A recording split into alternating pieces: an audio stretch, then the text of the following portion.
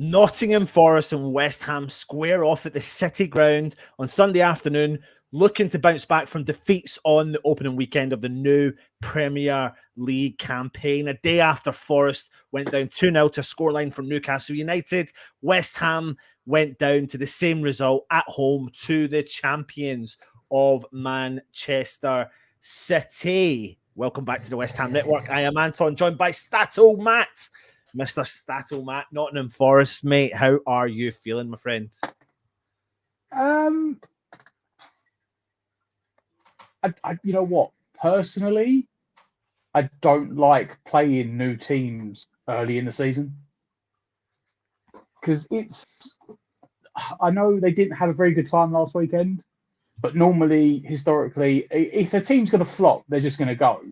So then that's maybe not bad. But normally, new teams come up, the crowd fully behind them, teams invest. They normally put in 200% the first 2 months, and then they start to slow and work out how they're going to play.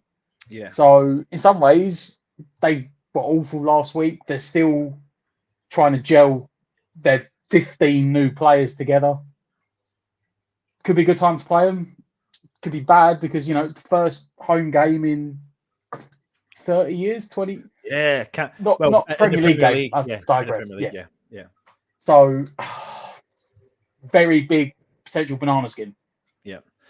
Like every game can be, though, but this one's more specifically. But without further ado, as we normally do, there is no point in myself and Matt talking about the opposition.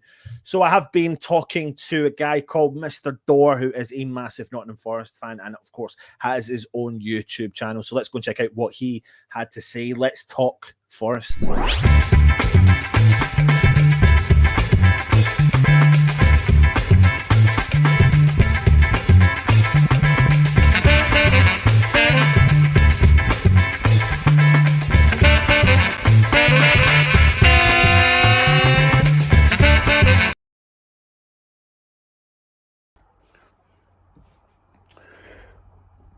What's going on, people? It's Mr. Nottingham Forest fan. I hope everyone's fit and well.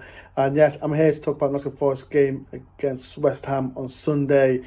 I'm excited. I cannot wait. After 23 years, we're back in the Premier League. I know we got a defeat against Newcastle on Saturday, but football at the City Ground, Premier League as well. I'm just so excited, and it's a tough side as well. I like West Ham. I've got a soft spot for West Ham. But it's a massive game for us, and after last season, from down, from up, under Chris Hughton, it was absolutely shocking. I was thinking about League One football, but everyone knows the story with Steve Cooper from bottom of the league to playoff to the Wembley as well, and seeing that final whistle got us, all Forest fans, crazy. And being back in the Premier League, it's mad. We've got some quality players as well. Like I said, we've got Brennan Johnson, Ryan Yates, Joe Worrell, that's academy players as well. We've brought in 14 players. I think we've brought in 14. Everyone's talk about Jesse Lingard as well. It's crazy. I know West Ham fans are a bit upset about it, but everyone's saying about why we brought 14 players in. We had to bring 14 players in, and it is what it is. And I'm excited. I cannot wait. It's going to take time to gel. It's going to take time to blend in the Premier League as well. But I'm so excited. As a Forest fan, I'm just like, I cannot wait. And it's going to be emotional. And like I said, I've done so much work on my channel, and seeing this now, we're back in the Premier League, and it's crazy. And yeah, West Ham as well, good side. I'm a fan of Rice, ex-Nottingham Forest player, Mikel Antonio as well. Good players, and if Forest want to get in the game, we've got to stop Rice, because like I said, he's an England international, top player, and I can't wait. I'm buzzing for the game. But I'll give my score prediction as well. I think it'll be 1-1. I think it'll be 1-1. Like a West Ham, like I said, they're a fantastic side, but I think we'll get a point. Back at State Ground, it's going to be a fantastic atmosphere as well. But yeah, cannot wait. I think it'll be 1-1, and it is what it is. But thank you very much for West Ham Network for letting me on. Like I said, I'm Dora on Tour YouTube channel, and if you want to subscribe to my channel, if you want to read it to say Dora on Tour, make sure you do subscribe. I do Forest content as well. I'll be doing a lot of content regarding Forest and West Ham as well. But yeah, thank you for having me on. And like I said, hopefully it's going to be a good game on Sunday. Up the Reds. There you go. So what do you think about what he's saying there? You know, they've brought in a lot of players. They had to bring in a lot of players. But yeah, I didn't realise. I was doing some research before we come on. They've actually had, so far this year, 12 players go out. Yeah. And 12 players come in. Yeah. And they're not finished. I don't know if you know, they've got 3 players literally waiting in the window, like waiting in the wings to sign on the dotted line. You know, they're not West Ham. They don't mess about. Even I was saying today, they've got Dennis of Watford, Malpai of Brighton, and a guy called Freelia of Atalanta waiting to sign.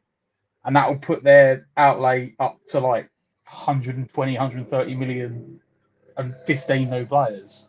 Yeah. But flip side is that will take time to, you know, that it's going to take time to blend in. Looking at what they expect to play, they could have a hole in midfield compared to last season. It depends, you know, how does that affect the dressing room? It's a very difficult job. We have seen it work. Villa a couple of years back stayed up when they drew. They drew with us on the last day of the season? Yeah. COVID. That season they threw money at the wall coming up. Equally, Fulham did it and went straight back down. So it's a massive gamble, a massive outlay. And of course, for everyone else, the talking point is Lingard. So it's going to be a high octane, interesting game tomorrow. Yeah, absolutely it is. I mean, the Jesse Lingard. Let's address it. There's no point of us beating about the bush. Well, before we even get onto Lingard, there are a couple of players, that they have signed that West Ham reportedly were scouting. The big centre forward, Awonali, is that how you pronounce his name? I know who you're talking about. I have no idea how to pronounce his name. I think I've got it here. It is Awonye, who they signed from Union Berlin. Union Berlin, yeah. And I think he's a handful. He's a handful, yeah. But the biggest thing that Nottingham Forest are going to have, and I went on to Mr. Door's channel, and my biggest thing was, sometimes these players can connect, and sometimes they can't connect. And it's about how the manager manages all these new players. I think last week they started with 7 new players in their team, and they brought on 2 players who were new on the substitutes bench. Therefore, there was a kind of swing of 9 new players, debutants. You could tell. I watched the game last week. Like, that was the 3:00 game I picked to watch. And yeah, I think I tweeted at the time. I was like, or I might have said in the group chat, I was like, they need to get Lingard fit ASAP, and they need to gel. Yeah, because you could tell that it was people that didn't know how to play with each other. Yeah, I mean, there's talks tomorrow that Colback might get dropped for Mangala, who's another new signing. At which point, their entire midfield 4 and Lingard's a midfield 5 is all new players. McKenna might be injured tomorrow from the centre back, so they're talking about putting another new centre back in. And then you've got two of the back 3 and the goalkeeper all new players. So you've only got one of the original team from last year, none of the midfield, and then Brendan Johnson as one of the front 2s. You're looking at like 2 players in that first 11 went up the team last year. Yeah, absolutely.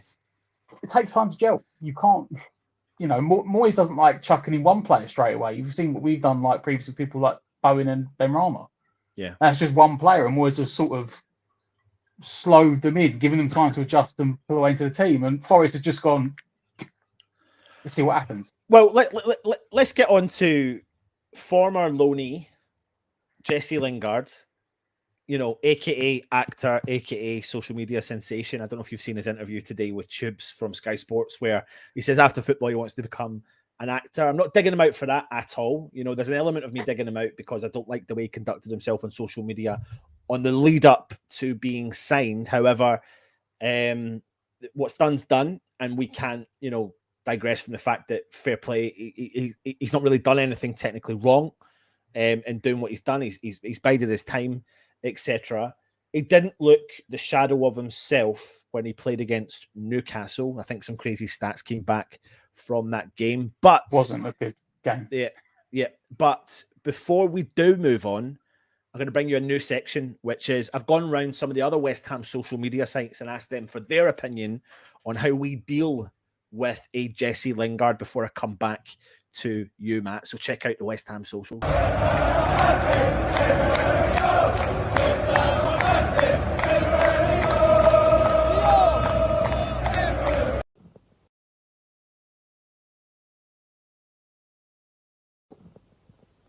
We all know what's going to happen on Sunday, don't we? The Jesse Lingard derby at the City Ground. David Moyes, early in the summer, giving the message out, a few little briefings saying, it'll be nice to have him back, but we're not too bothered. We're certainly not going to chase him.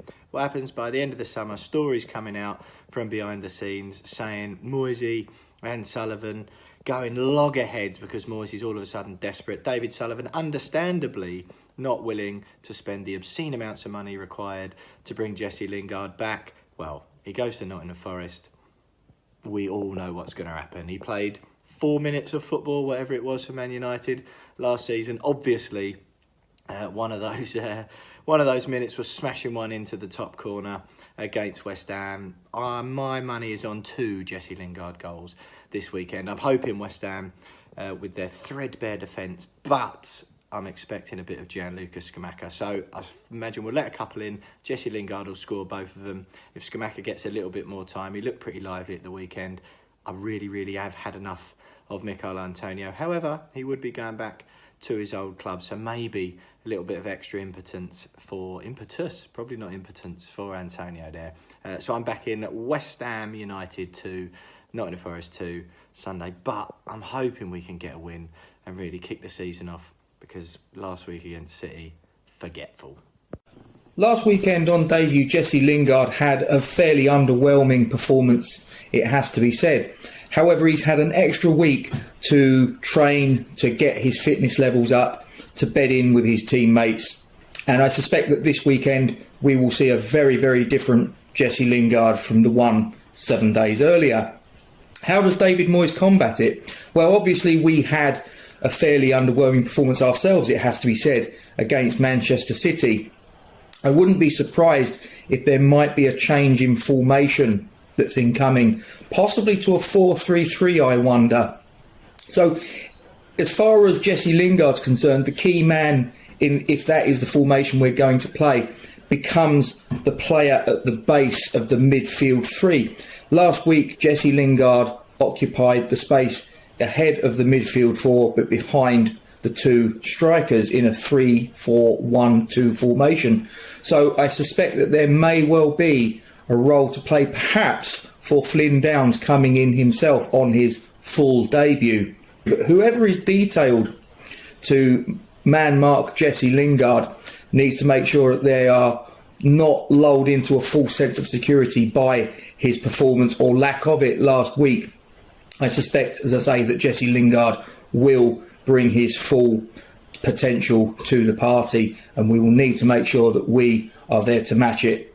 Thank you to West Ham Network for letting me on, and please don't forget to subscribe to Fulsham Iron West Ham United on YouTube, and you can also find us on Facebook, Twitter, Instagram and TikTok. Hi there, Budgie from Green Street Elites, and I've been asked to do a little preview on the upcoming match against Nottingham Forest on Sunday, and in particular about how we're going to play against and contain Jesse Lingard. Do you zonal mark or do you man mark with Jesse Lingard? Now, I think man marking would be a little too much attention on one player, which will allow the rest of the team to exploit any gaps, etc. So I think zone marking is probably the best way to do it. We line up in our usual 4-2-3-1, and we have perhaps Pablo Fornal centrally to kind of contain and track Mr. Lingard. Now, it's been said that, he was toothless on Sunday or Saturday was it, against Newcastle. He was, but that doesn't mean he's going to be toothless this weekend. We know how dangerous he can be. We know how effective he is in attack. Don't forget, he's played with our guys, with our team. He's trained with them, and he will have identified some weaknesses in each of the players around him, or against him, as it will be on Sunday. And he will try and exploit that. He's got a point to prove. He's going to try and justify why he didn't choose West Ham and he went to Nottingham Forest for double the money. Now, a lot of people would think that double the money was well worth it, but not if you're Jesse Lingard and you're looking to get in the England team. And that was what he wanted to do. But anyway, I think Pablo Fornal should track him, but I think it will be a case of the whole team nullifying him. And I'm going for a 3-1 win for West Ham. Come on, you Irons. To all the guys from all the social networking sites, so make sure you do go and check them out. We are the West Ham podcast, of course. Green Street Elite and Forrest from Iron. Much appreciated for them taking the time out to come and speak to us. Jesse Lingard, though, Matt, what do you think on what the guys have said? Do you agree with their sentiment of how we manage him if he does, find a bit of form? Well, I think the last one was said it's another week. Like he didn't look fit or sharp. He looked like a guy that had about 2 weeks training, which is all he'd had. He'd only had about 2 weeks training before the season started, and it showed. That being said, Newcastle didn't really. They weren't bothered. Like they didn't give Lingard any special treatment. They just let him be. And yeah, he was supposed to be picking up like this in between position, but Newcastle just went on the front foot.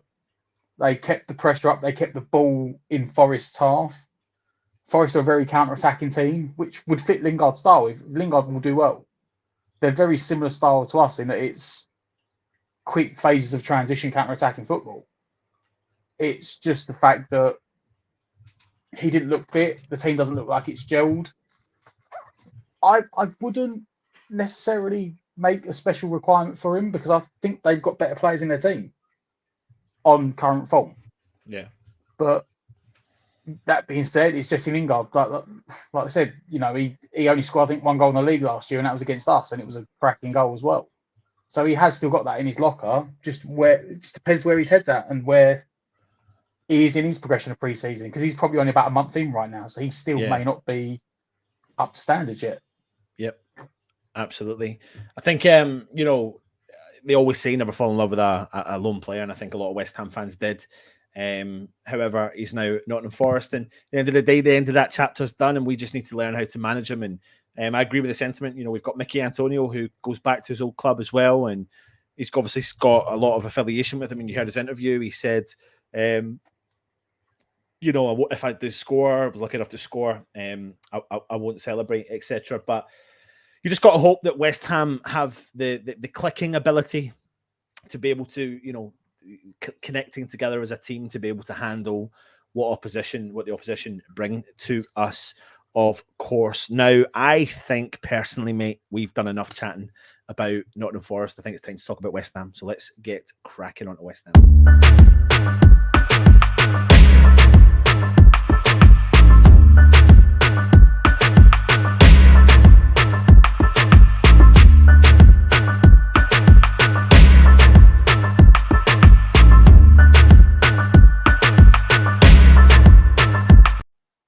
So I'll go straight into what David Moyes said about injuries. He said probably the same group of players as last week. Craig Dawson's is doing quite well. Ogbonna's coming back. He's coming on from his cruciate. So hopefully we'll have most of our players fit. Fabianski's got a bit of a knock. Antonio had a bit of a knock, but he has trained okay. It does lead us to having potential problems in our defensive area. Before I get your opinion, Matt, I'm going to go across to our Junior Hammer section where we got a chance to speak to Jake Cox ahead of the game and his opinion on our defensive problems.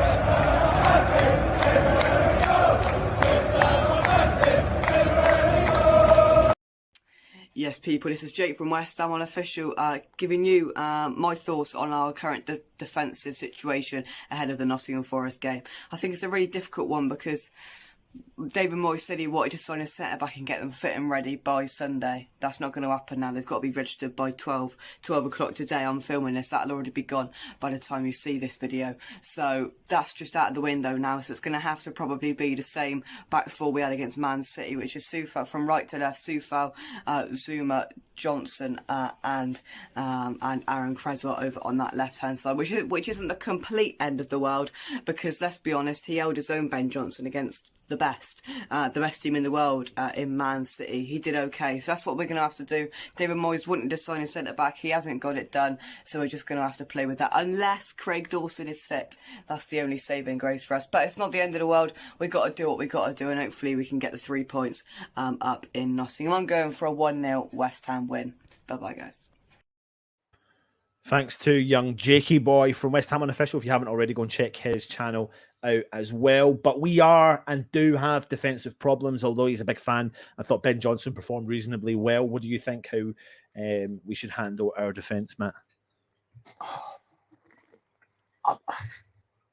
We need to buy some players. It's a cheap, short, get-out answer. We need more players through the door.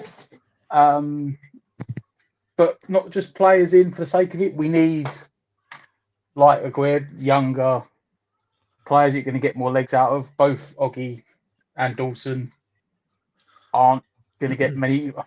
Probably be Oggy's last year, and he's clearly not fit. Yeah. Dawson, you may be able to get him to play through it again, depending on his fitness levels and how painful it is. If he can take one of those painkilling injections and play through the game, they might try and play him. But like Jake said, I thought, barring 2 mistakes, which unfortunately were like the 2 goals, even the second one's maybe not. Maybe you could say it was Zuma and Creswell. I think the only real big mistake Johnson had was for the penalty. But that being said, no one else would have been any better in that position.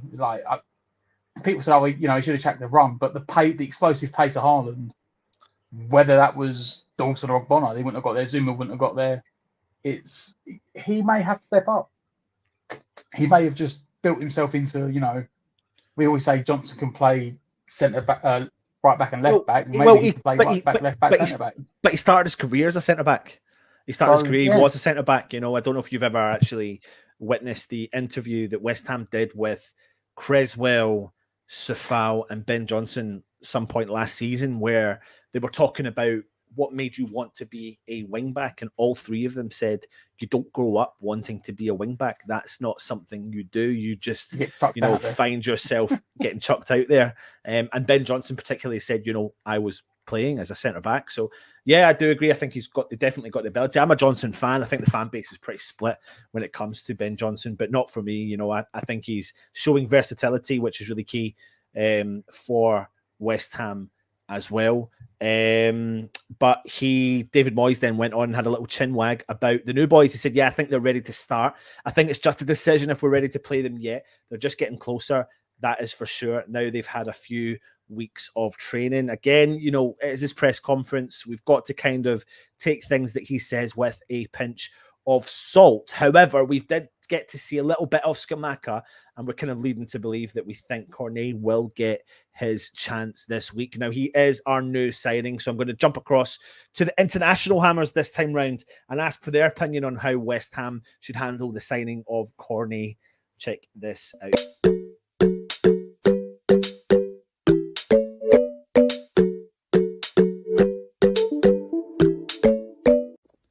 What can Maxwell Cornet bring to West Ham United? Now, this is an interesting question because we're all well aware and well versed on how versatile a footballer he is. He can play a number of positions, whether that be wing back, where he tracks back and makes some tackles, or goes forward and can play down the wing through the middle, where he scored some fantastic goals, not just last season for Burnley, but also in the Champions League. I remember when he absolutely obliterated Man City at the Etihad, just with his frenetic pace, strength and eye for goal. This season, I'd like to see him played further forward. I just think that, we've bought a player and who's exciting, who's technically very good, and who can put the ball in the back of the net. And I think it would be a waste to play him in a wing-back position. I'd like to see him down the wing, perhaps potentially have him on one side, Bowen on the other side, and then Skamaka through the middle. I think everyone knows that Antonio's position and role this season is going to change. I don't think he's going to be as influential this campaign, purely down to the signings that we've made. So yeah, I'd love to see Maxwell Cornet down the wing, where he can get at players, look to get crosses into the box. We've seen how good Skamaka is in the air. So yeah, I'm very excited by the signing of Cornet, and I look forward to seeing him score many goals and provide many assists for West Ham. Hello everyone, hope we are all well and doing great. My name's Lucas, and I would like to say a quick thank you to West Ham Network for asking me to come on and give you my thoughts about our new signing, Maxwell Cornet. Where do I start? I mean, I'm very excited that he is at our club now. We have desperately been crying out for some quality on the left wing, because the players that we have had come through and playing there currently or before have just not been cutting it for us. And he offers something different than what we had before and currently have. He offers us very good pace. We have been crying out for pace on the left wing. We just need some speed going down the line. He offers us some finishing ability on the left side. We have been lacking goals, in my opinion, from the left winger position consistently throughout the season. And thirdly, Moyes' favorite thing, he provides us depth in 3 positions: left wing, striker, and left wing back. I'm expecting good things out of Cornet. I'm obviously not going to come on here and say I expect 10, 15 goals from him, but he's going to be a very, very important player for us this season to back up Cresswell in case he gets injured, Antonio, Skamaka if things don't work out, striker, and he should be locking down that left wing position for us for some years to come. Do I expect him to start against Nottingham Forest? I absolutely 1,000% expect him to, after what Moyes has said today about him and Skamaka being fit to play.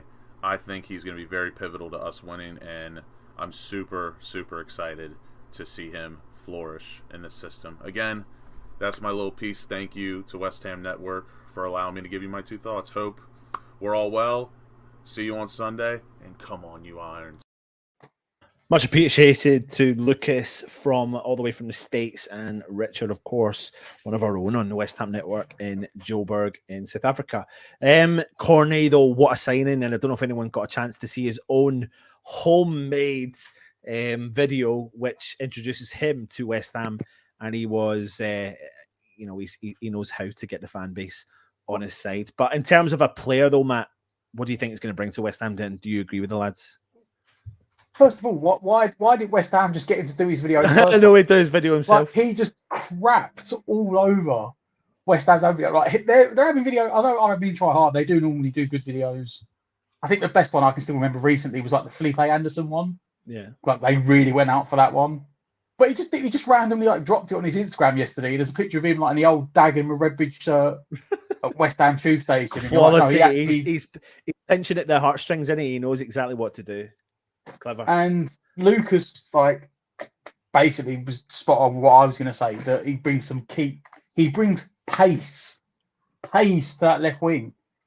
Because for the players we've got out there, and I like them, I like the players we've got out there, it's normally Ben Rama or Fornals between them. Ben Rama's got the trickery, but lacks the consistency, but on his day he's a game changer. Fornals is an atypical Moyes player. Technical ability, not the fastest, but he'll run himself into the ground. Cornet has got pace to burn. He's got taken a bit. He can actually beat his man. He can put a cross in. He's very 2-footed. Like, even if you go back and watch the goals he scored last year for Burnley, he scored some phenomenal volleys on his left and right foot. He scored a goal from the edge of the box on his right foot. So it does open up the fact that he's not, even though he's naturally left-footed, I think, can't tell from them goals. That's where I'm struggling. I think he's left-footed, but his ability to use either foot and his fact he can play almost anywhere down that left-hand side really does open up and change the game for us, because so many times last year, especially when we played teams that wanted to sit back, they knew full well that just nothing was going to come down that left-hand side. Yeah. Like, they just knew, like, the option was, either whether it was Fornals or Benrahma, they'd get to a certain point and then they just knock it back and it'd be Creswell trying to whip a ball in. And if Creswell was out and we had Johnson on that side, they knew they didn't have to worry at all, because Johnson's, again, got a bit of a swing of a left foot, but he's not left-footed. It opens up an entire... It sounds really stupid because it's just adding a player to the left wing, but it opens up actually making the left wing a proper attacking option again. Yeah, it really does. You can actually, like, play, especially with players around him. He can run onto knock-ons. He can make runs beyond the fullback and he can feed him in. And you know that he has got the pace to compete against fullbacks and get past them, which is one thing that Fornals and Benrahma, Lanzini, Vlasic didn't bring. The only time last season, I can't remember what game it was. It may have even been like the Burnley game. Like, the only time last year I remember us having a guy on that left wing that was getting beyond the fullback, like could run at them, get beyond them, put crosses in, was Antonio. Yeah. And so it changes the complexion of our attack completely. I want to show you an interesting stat, actually. This is Cornet percentage of where he spends his time throughout his whole footballing career. So you can see on the pie chart, he spent 27% of his time on the left wing, 24% of his time on the right wing, 15% of his time as left back, just under 15% of his time as centre forward, 10% at left midfield, 7% at right midfield. The versatility is through the roof with this man. And he's been involved in a shitload of goals, Matt, as well through his career, goals and assists galore through his career. And we all remember him his time through Lyon. It was a bit of a coup for him to go to Burnley. We all remember him signing for Burnley and pointing to the Umbro badge instead of the Burnley badge. But he's now with West Ham, and I think it's the versatility that we need. And the biggest key word we keep saying is pace. A huge amount of pace this guy brings. As I said, it just opens up more options. But like you showed in that chart, one of the reasons that two, I think Moyes brought this up in his press conference. Like, two of the main reasons he bought him. One was his versatility, and I think Moyes mentioned left wing back, left mid, and centre forward. Yeah, telling you that he probably won't, the right wing side, the right mid, he probably won't look at. But all those three, left wing, left back, left mid, and centre forward, he's like, they give me four options from one player. And in fairness, I think it's not. I would really take the left back out of it from Moyes' press conference, because he mentioned goals. They were like, "Why did you bring in Cornet?" And he was like, "We need to score more goals." I think he said, if you go back to, was it pre-season last year, we put like 6 past Celtic. Yeah. And he was like, we were just scoring goals for fun in pre-season. He's like, this year we really struggled. I needed to freshen the team up. I needed more pace. I needed goals. And he goes, in Cornet, we've tracked him for a while. He scores lots of goals. Done it at Lyon, done it at Burnley, done it international. He's going to be a fun player to watch, is all I'm saying. I think he is, and he's going to keep, he's going to keep the fans entertained. And things I like about him is his personality seems to be in the right place as well. He went back to Burnley apparently this week and said his goodbyes and things like that. He's got a lot of respect. He's respected very highly from the Burnley fans as well, and they all wish him the best for the future coming to West Ham, which is something you like to see as well. Now, we've got plenty more to talk about, and we will get through it as much as we can. If you are new around here, please hit that subscribe button. We're on the march towards, 14,000 subscribers, I think it is. Who would have thought that, Matt, when we first started the channel, however many years ago it was. But yeah, appreciate all your support, of course, as per usual. Now, what we like to do is we like to go to Matt and ask for a little bit of a stat attack.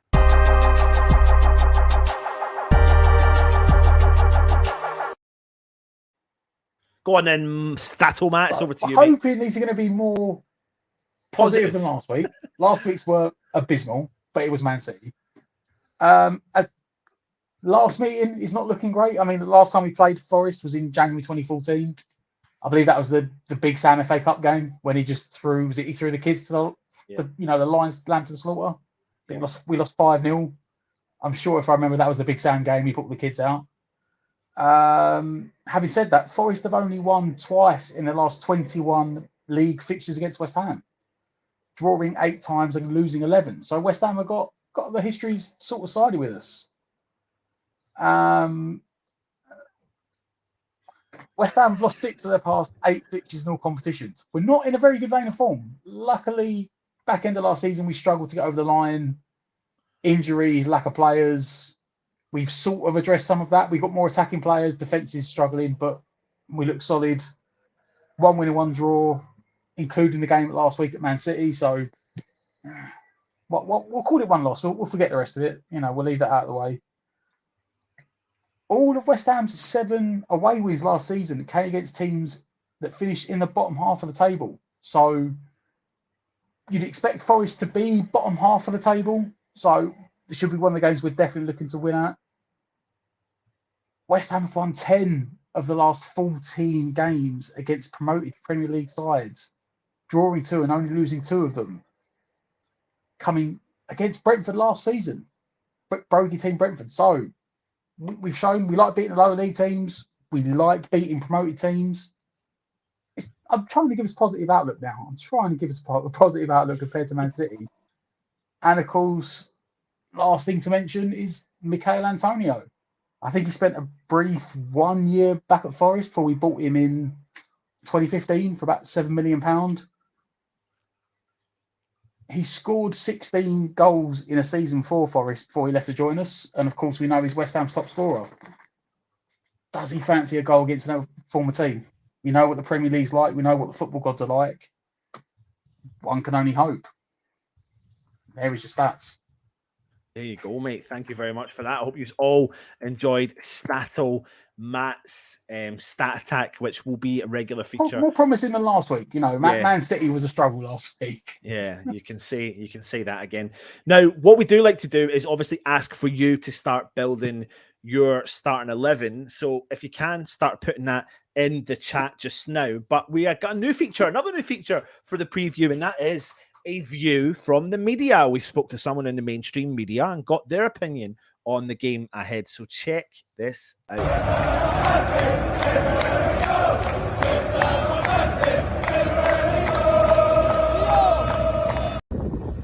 Hello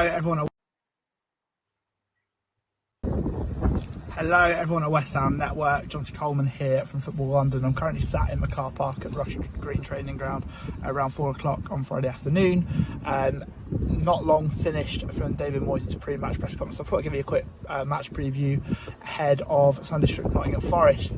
Both teams go into it, of course, out of a relegation zone after 2-0 losses, but obviously you can't really read into the league table after one game.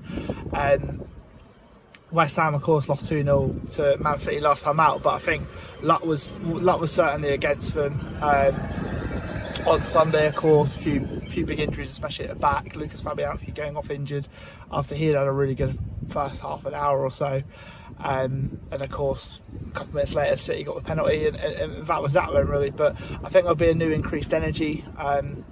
Hopefully, a couple of additions to the squad.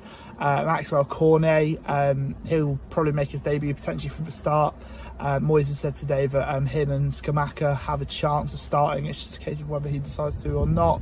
But I think obviously Cornet had brilliant form for Burnley last year, despite their really, really poor season in the Premier League. And Scamacca showed some bright signs when coming on. He's just not had a pre-season.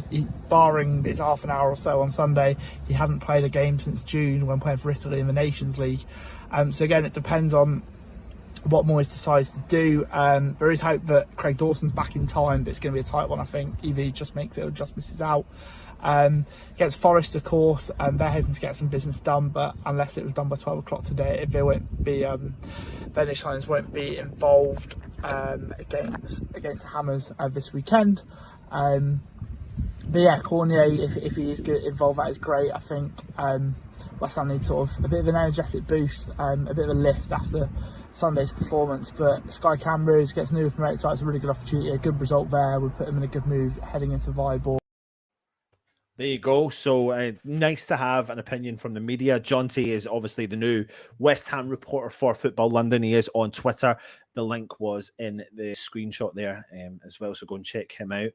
But I'm going to ask everyone to build their starting 11 in the chat as we go through. Matt's starting 11.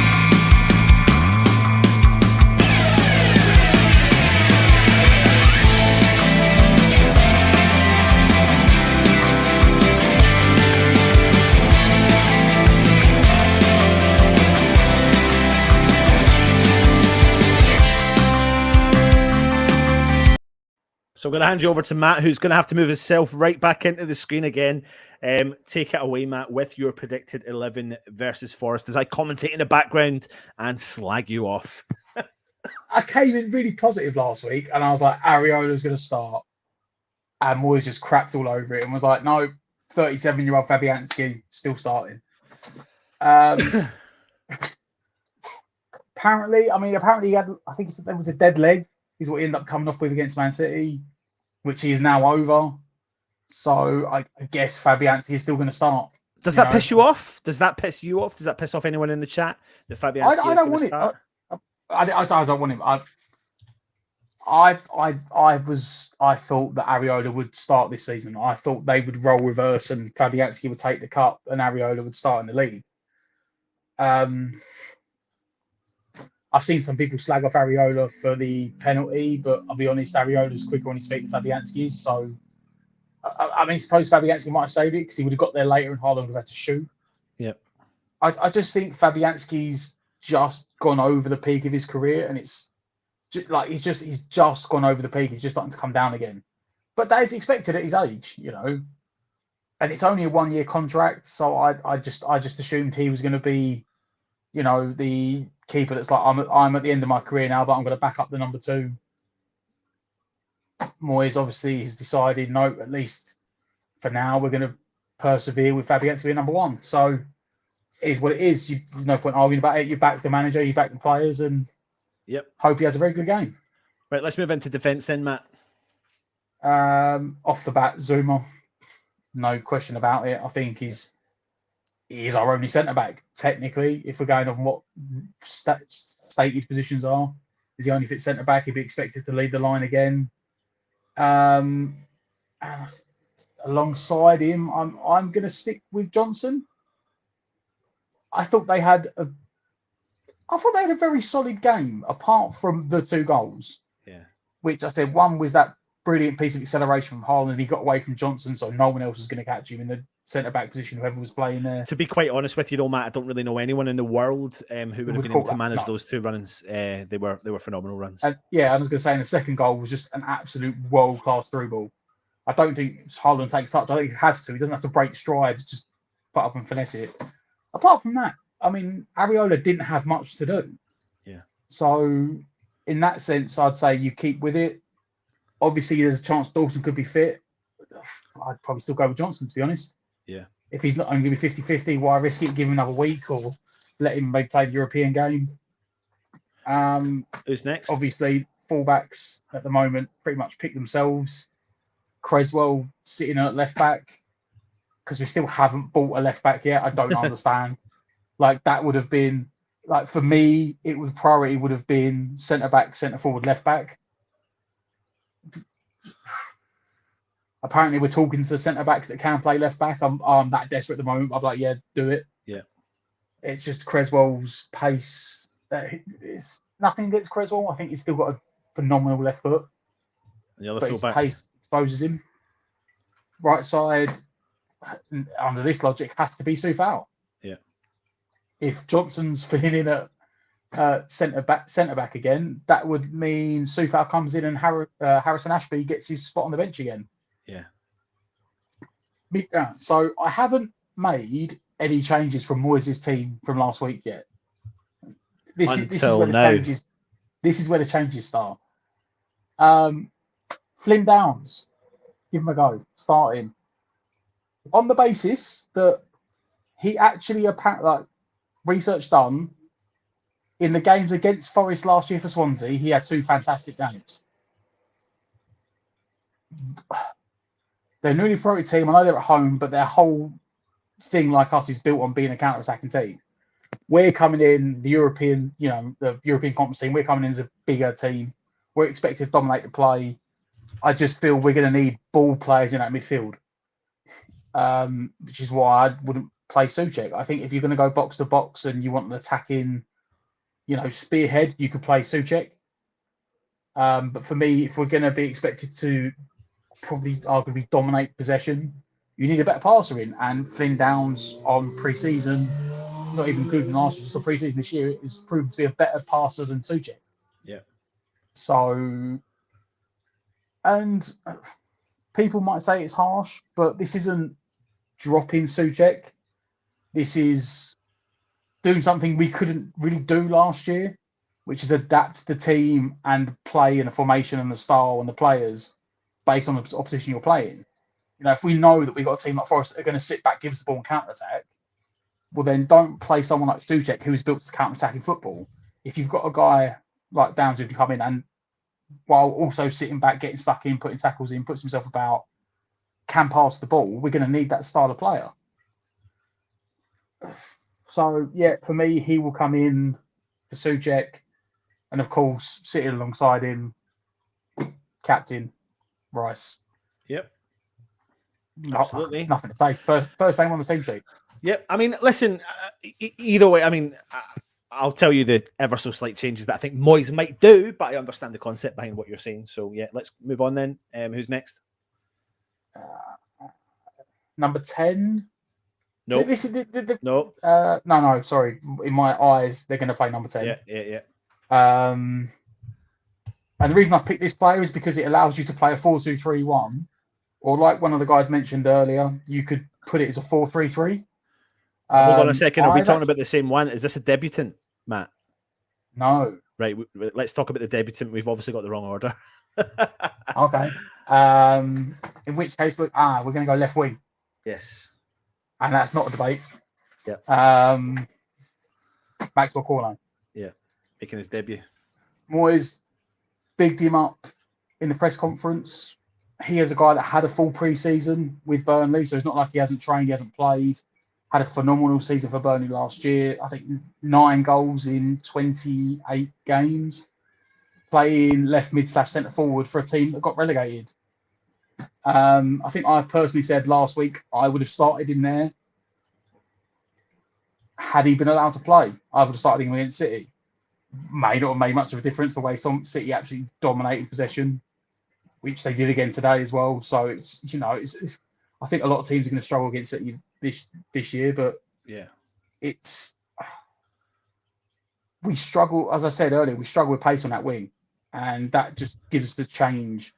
That does then allow someone like Creswell, I said we've been linked with left-footed centre-backs that can also play left mid. Yeah.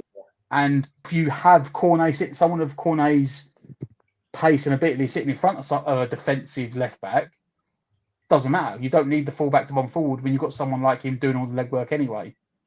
So what's interesting here, Peter's actually saying Downs hardly got a look in during pre-season, so can't see him starting Downs yet. Adam Cook is saying this game, if Downs start, could be the confidence he needs to show everyone what he is about.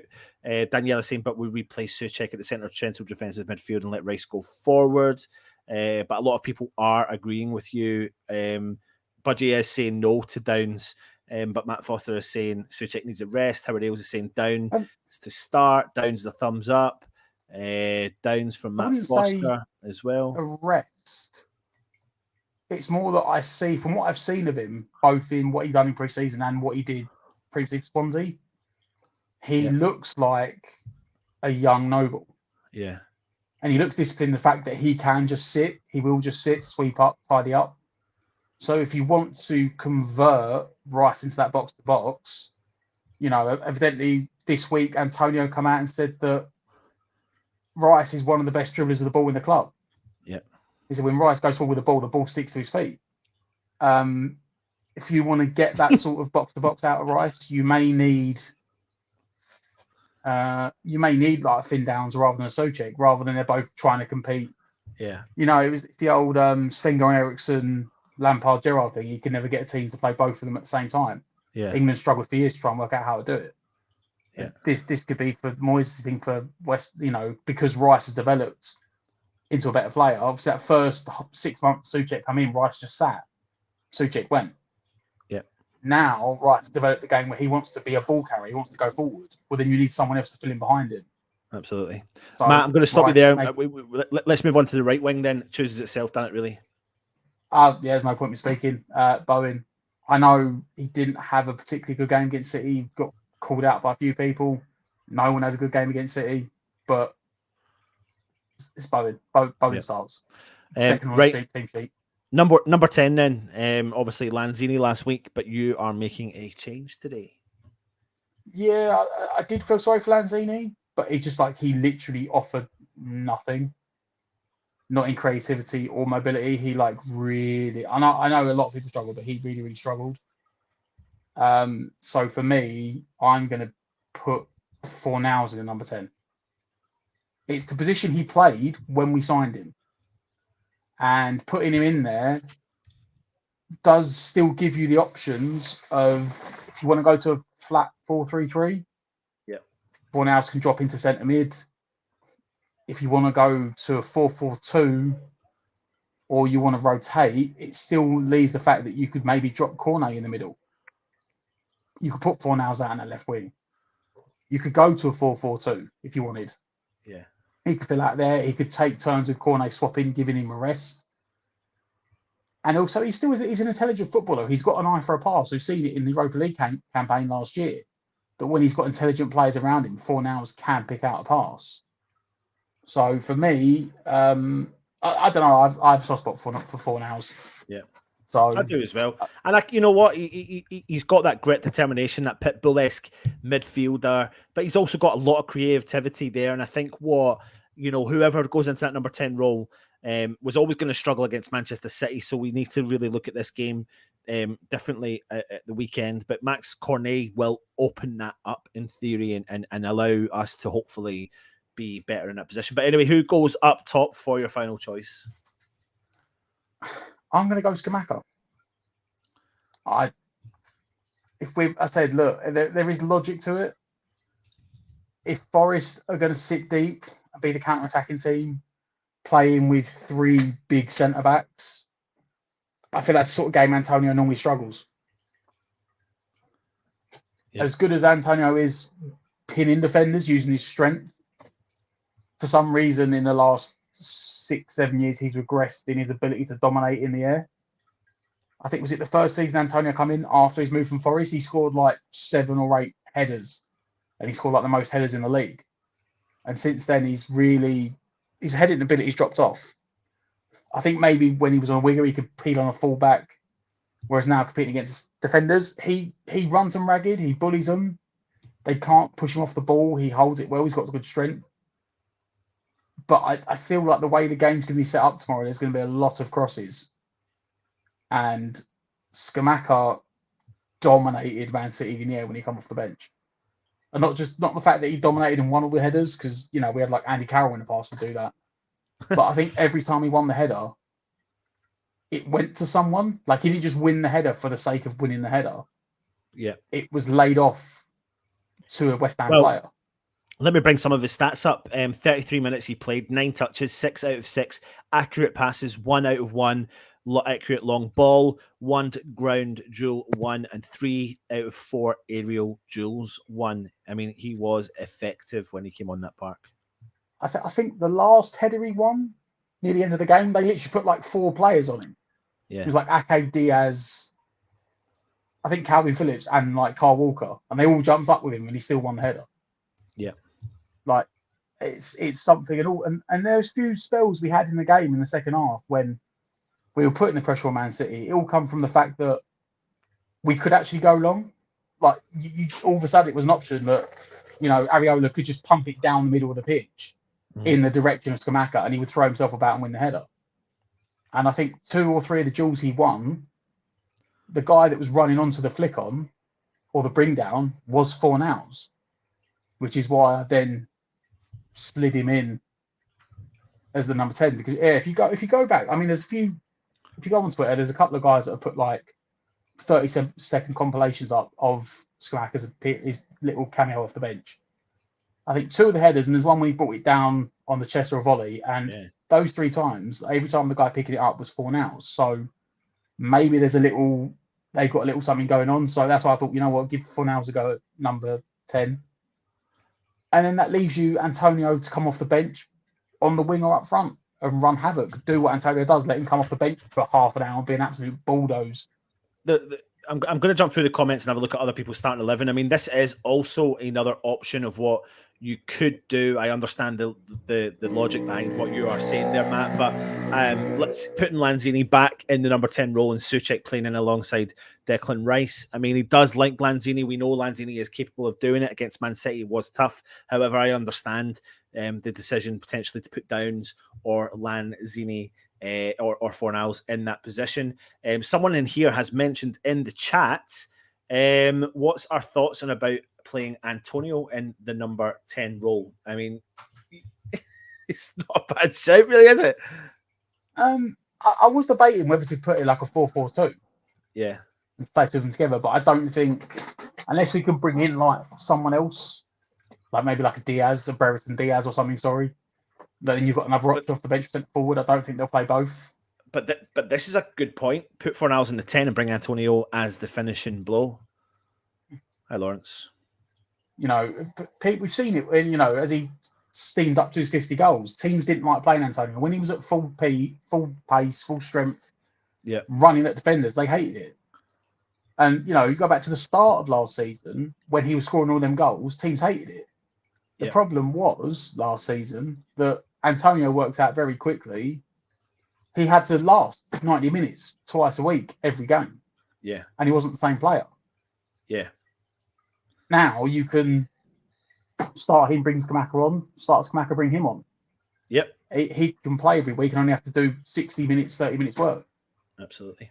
Well, listen, I'm going to stop you there, though, Matt. If you are watching, please, if you're new around here, subscribe to the channel, hit the thumbs up, please leave us a comment. I hope you do like the new format. It is brand spanking new. Let us know by putting in the comments and feedback to us if you like this style of preview show. We are going live. We are doing a lot of pre-recorded content put within the live show. But please give us your honest feedback. It really is appreciated. I'm going to jump through some of the... before I do this, though, I want you to start putting your score predictions in the chat just now. So if you are watching, give us your score predictions for the game tomorrow.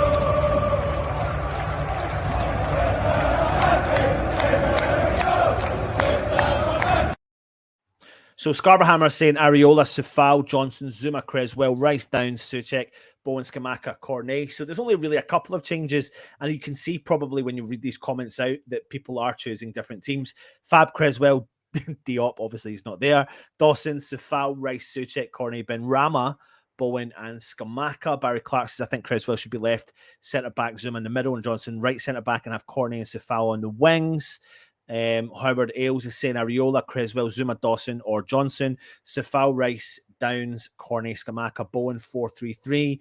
Ryan is saying, I think Cornet and Skamaka is going to shine tomorrow. Steve is saying he loves the setup, enjoy the trip around the world for chats. Thank you very much. Budgie says he also enjoys the format, and as you know, we love what you do. Thank you very much for that. Fab, Johnson, Zuma, Creswell, Sufal, Souček, Rice, Cornet, Bowen, Skamaka, Antonio from Wattle Gov, Daniela Stewart, Areola, Sufal, Zuma, Creswell, Johnson, Rice, Souček, Bowen, Fornals, Mecca, and Cornet as well.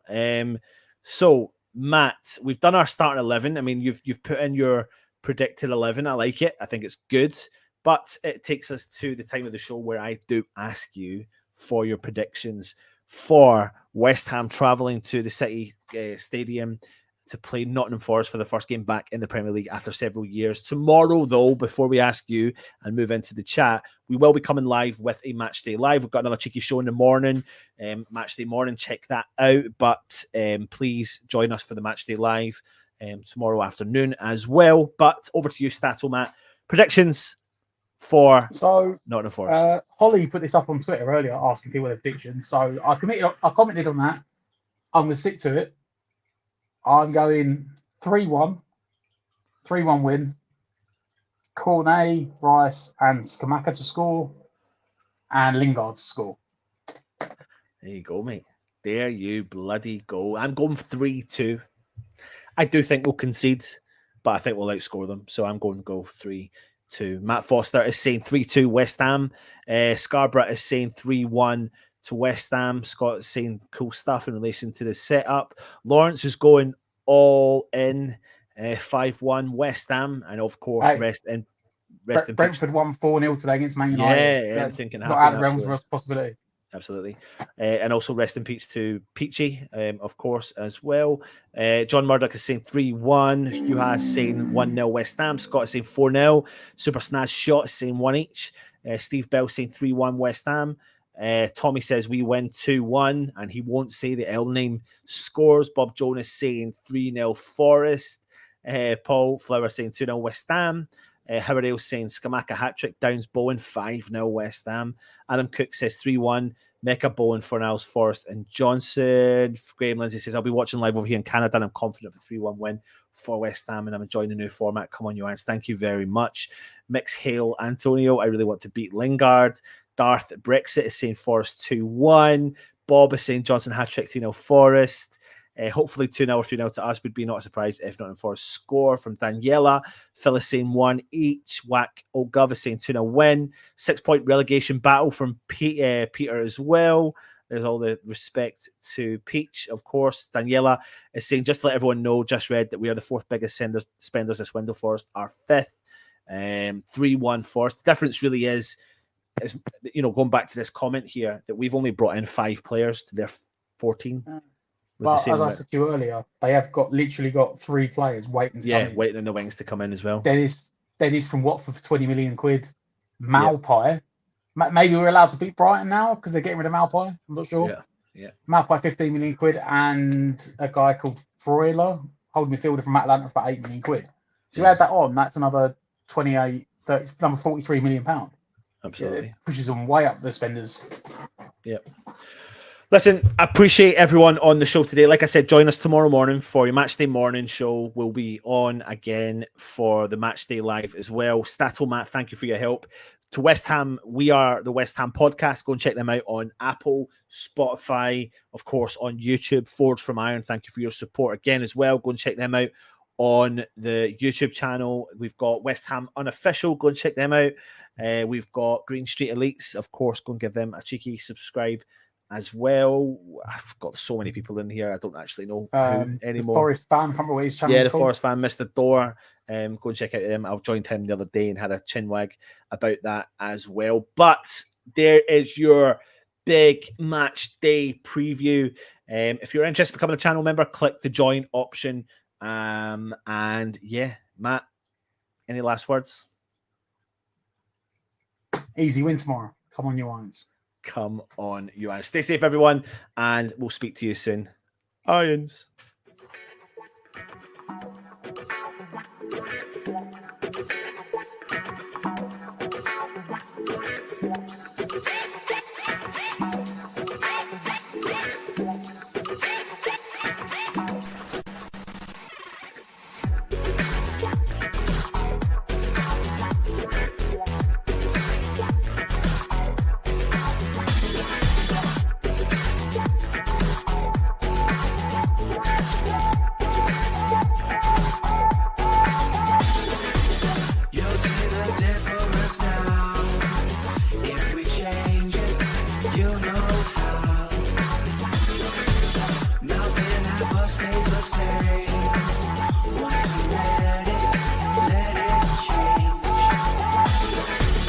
It's like a family tree, part of you and part of me.